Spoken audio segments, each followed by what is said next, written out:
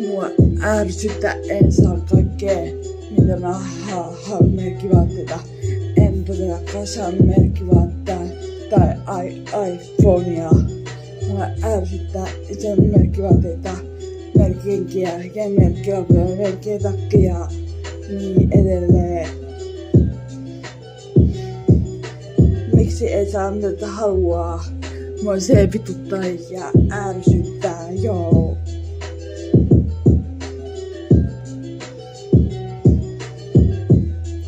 Mua ärsyttää sanoa tietystä asioista.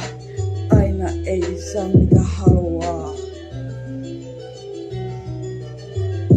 Joskus tuntuu ärsyttävänä ydinhioihin on minkä häslinkiä, mitä siellä on. Näin se vaan on.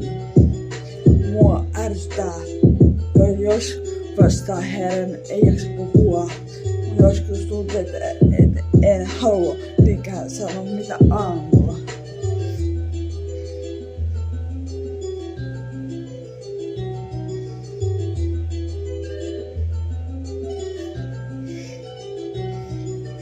Joskus tuntuu, että haluaa kaikkia. Aina ei saa mitään kaikkea. Arkinen, miksi ei saa kaikkea, joo. Joskus elämässä ei saa tähän aina mitä tahansa, niin edelleen. Wow.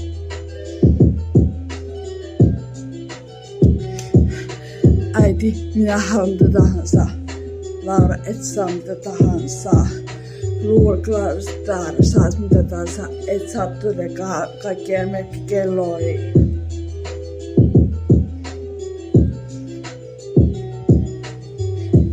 Mut mä haluun, et saa todellakaan.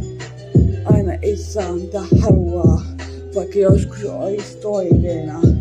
Vaikka kaikkien merkkivaatteita ei saa mitä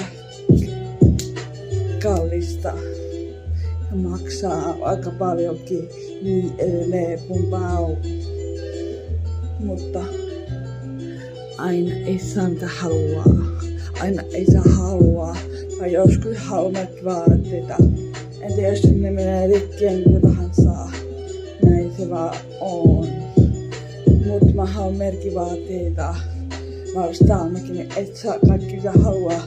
Joskus tuntuu, että mä haluan kaiken. Tai ilmeisesti muutenkin liikaa.